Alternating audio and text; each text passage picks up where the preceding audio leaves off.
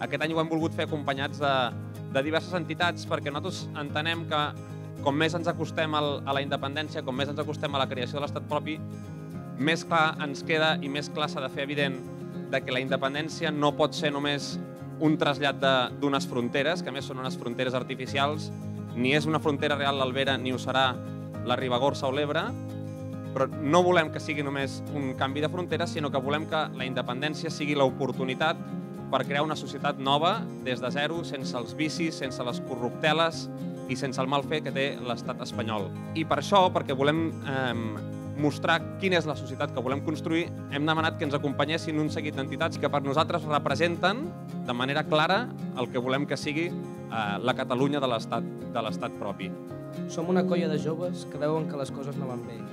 Una colla de joves que, farts de presenciar com retallen el seu futur, ha decidit dir prou i plantar cara a aquesta roda implacable amb la cara pintada que ens escanya més i més cada dia.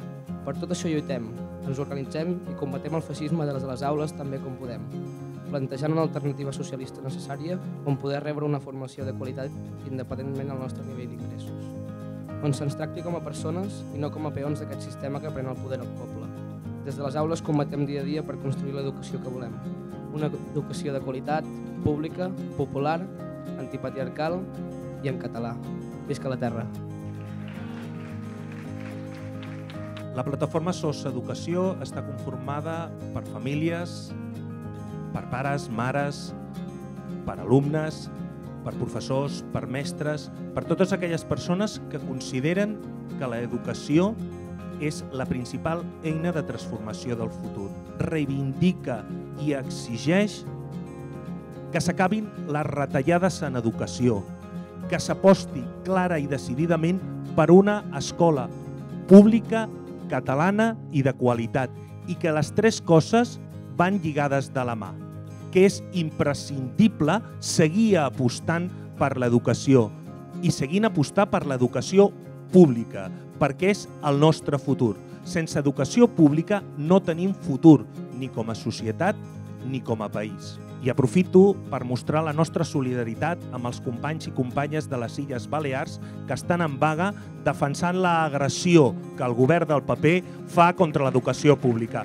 Visca l'escola pública! Una associació constituïda el 2007, la qual la varen fundar un grup de gent, tots d'origen amazic, vinguts del Marroc, amb interessos clars en defensa i promoció de la cultura amaziga i, òbviament, també de la catalana. Els objectius van ser i són els d'ajudar a visibilitzar el conjunt del poble amazic i ser un punt de referència i trobada de la ciutadania de la comarca de l'Alt Empordà. En relació al procés que viu Catalunya, nosaltres els amazics, conscienciats, ens hi sentim còmodes, ens fascina i ens omple de satisfacció. El lema d'aquest acte, independència per canviar-ho tot, és un lema que compartim i que ens agradaria que aquest desitjat canvi sigui també beneficiós per a la cultura amaziga perquè puguem ajudar a canviar aquest món tan injust. Gràcies i bona diada. Aquests últims anys, tots els treballadors i treballadores hem patit greus retallades de drets socials i laborals. Bona part d'aquests els hem perdut gràcies a uns sindicats massa ben posicionats com per defensar els nostres interessos. Ara més que mai és necessària la lluita sindical al carrer i la unió de tota la classe treballadora. Hem de sortir al carrer, assenyalar culpables i no quedar-nos de braços plegats. Ha arribat el moment, o ells o nosaltres. Visca la terra! No hi ha llibertat sense justícia social. La solidaritat no és només la tendresa dels pobles. És, sobretot, la lluita constant, decidida, sostinguda per l'assoliment de la justícia per a tothom, a tot arreu. Defensem també el dret a l'autodeterminació dels pobles com un dret inalienable. Ens alegra ser al costat d'aquestes associacions amb qui tenim un munt de coses en comú, que hem de saber compartir.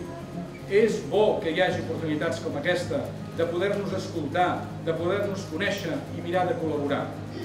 Sou moviments polítics valents, diversos i en construcció. Recordeu sempre que haureu de ser conscients de les minories invisibles. d'aquells a qui no se'ls dona veu i dels moviments socials que són aliats, amics i companys de viatge. Lluiteu per un espai comú, divers, on tothom pugui compartir els vostres objectius, si aquests són presidits pel desig de justícia per a tothom, a tot arreu. Moltes gràcies. Formo part de la plataforma d'afectats per la pobresa i les hipoteques d'aquí de Figueres i nosaltres aquí, com a entitat local, portem un any i escaig amb un objectiu clar, defensem el dret a l'habitatge digne. Els bancs estan tancant els pisos, tiren a la gent fora de casa, els desnonen i aquests pisos queden tancats per sempre i pensem molt bé. Intentem que l'administració, que és la que ha de cuidar la gent que viu a prop, doncs li donin un lloguer social que pugui pagar. Com a nord-catalans, ens preocupa la nostra vinculació amb la resta dels països catalans. És per això que és important venir aquí a Figueres a reivindicar la nostra catalanitat, però també el nostre dret negat a estudiar, a escolaritzar els nostres fills en català, a treballar en català i a viure en català. Creiem que aquesta campanya d'independència per canviar-ho tot ens permet per fi ensenyar l'altra cara de la moneda. Més enllà de ser el nord del país, Catalunya Nord, i en particular Perpinyà, és una zona especialment pobra.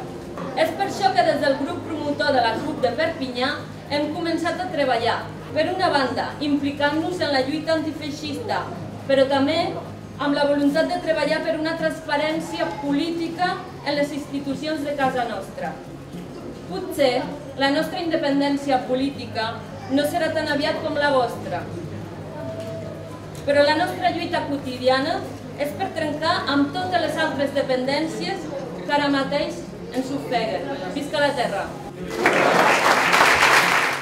Lluitem per conservar una comarca amb esperit, un paisatge empordanès ben ric i divers, els aiguamolls, la plana, les muntanyes i rius, que es veuen afectats per projectes inimaginables que trenquen l'harmonia de l'espai i que res tenen a veure amb els empordanesos i empordaneses que hi vivim.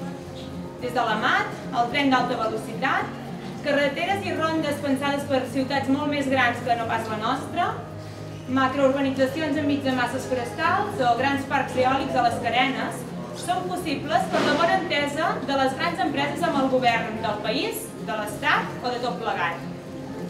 Tot això és el que malmet la nostra comarca, el nostre paisatge i pel que tants esforços destinem. Des de la Iara ens salvem l'Empordà, volem un país lliure, amb un govern responsable, transparent i que tingui en compte la voluntat d'aquells que hi vivim.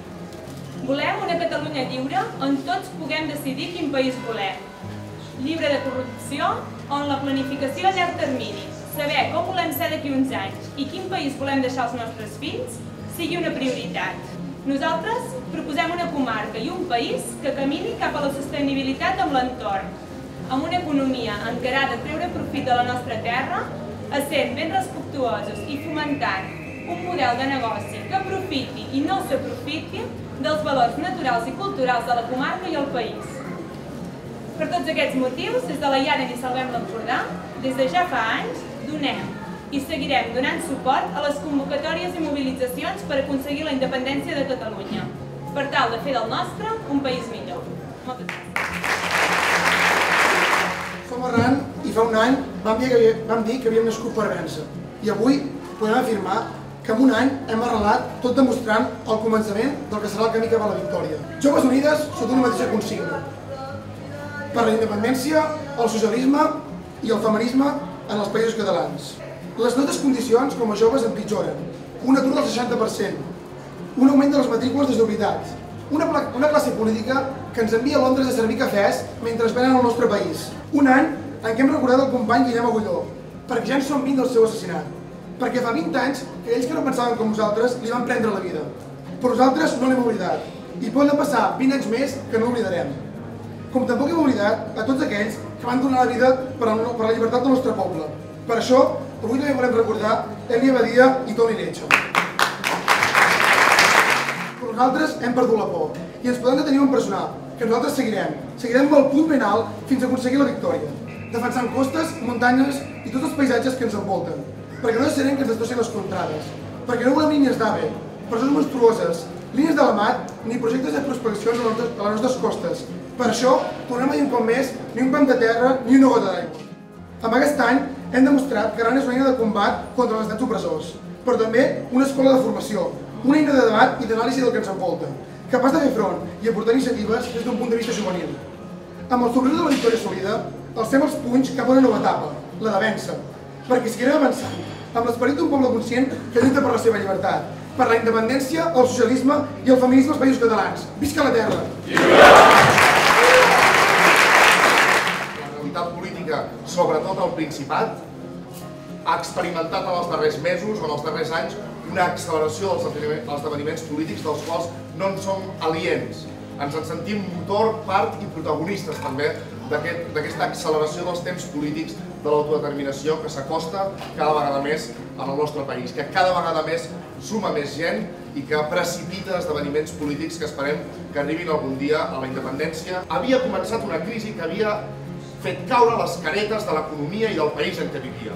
Havia fet caure les caretes i ha fet caure les caretes de l'autonomisme com una realitat política que pugui ser suficient a les aspiracions democràtiques i socials del nostre poble, que no compleix ni obeeix res que emana com a mandat del poble, que no treballa al servei de la majoria, que no porta les decisions dels moviments de la majoria socialdemocràtica d'aquest país per complir-los, sinó que el que fa és, sobretot, acatar les necessitats del mercat financer, acatar les necessitats de l'oligarquia, de seguir generant dividends i més dividends al mateix ritme que quan es generaven enmig de la bombolla immobiliària. I què han estat fent durant aquests 5 anys de crisi? Reformar els bancs no. Posar-los traves tampoc, fer-los pagar la crisi tampoc, ben al contrari.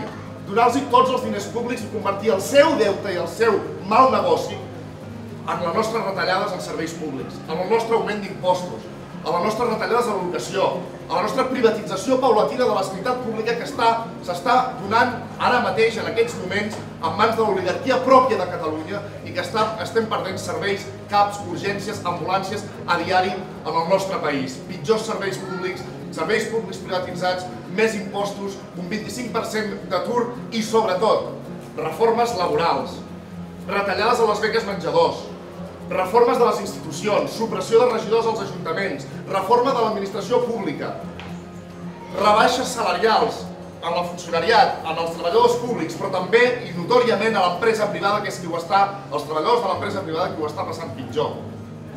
Totes les reformes que han impulsat els governs, siguin de la Generalitat de Catalunya, sota el tripartit, sota Convergència, o sigui el govern central, sota el Partit Socialista, que és qui va donar tots els diners als bancs. Tots els diners, no oblidem mai que va ser la socialdemocràcia espanyola qui va donar tots els diners als bancs. Perquè sabeu tots que en aquesta crisi el capital financer li estaran molt bé. Li estaran molt bé. Està continuant creixent. Tots els diners públics que havia rebut la banca no se'ls ha gastat en facilitar el crèdit a les empreses productives, al petit i mitjà empresari, o facilitar el crèdit a l'administració pública que ja no pot més. No senyor, el capital financer s'ho ha guardat per generar més dividends als seus accionistes, per generar una classe, una minoria, un 1% cada vegada més ric que s'estan rient de nosaltres. El problema de les hipoteques, el problema dels desnonaments, el problema del desmantellament dels serveis públics, el problema de l'augment de taxes universitàries que estan deixant milers i milers d'estudiants fora de l'oportunitat de formar-se universitàriament, i això és greu perquè ens hipoteca el futur, el problema de la privatització de la sanitat, tots aquests problemes, la seva solució passa per tocar privilegis, passa per dir prou, passa per retallar la riquesa d'una immensa minoria que ni tan sols passeja pels nostres carrers, però que és la que s'està forrant amb aquesta crisi. Vivim un conflicte latent des de fa com a mínim 300 anys o més.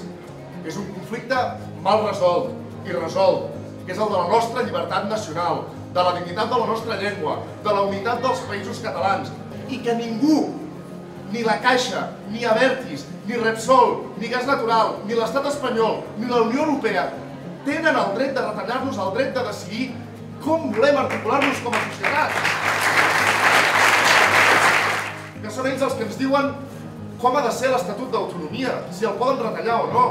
Que han de ser ells que ens diguin si podem decidir o no si som independents o volem fer el que vulguem amb el nostre país.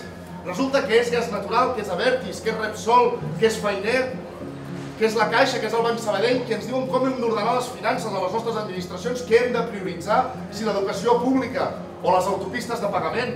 Resulta que aquí tothom decideix excepte la majoria socialdemocràtica d'aquest país. Ja no estem en fase de resistència.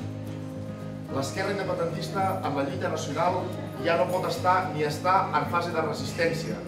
Ara estem en fase de victòria, de guanyar la batalla. I per guanyar la batalla no s'hi val confiar en falsos messies. Hem de confiar única i exclusivament en la capacitat de mobilització de la nostra societat. Si no hi ha la pressió popular suficient perquè es vegin obligats a forçar un referèndum, i això és a desobeir el marc legal de l'estat espanyol i emparar-se només amb la mobilització i la legitimitat democràtica d'allò que en la declaració de sobirania van dir que era un poble sobirà. I per tant s'ho han de creure que era un poble sobirà, no tindrem referèndum. Forçar el referèndum, guanyar-lo i aconseguir forçar un compromís polític de totes les forces polítiques d'aquest país favorables a la democràcia. La història la fem nosaltres i la fan i és i pertany als pobles. Moltes gràcies.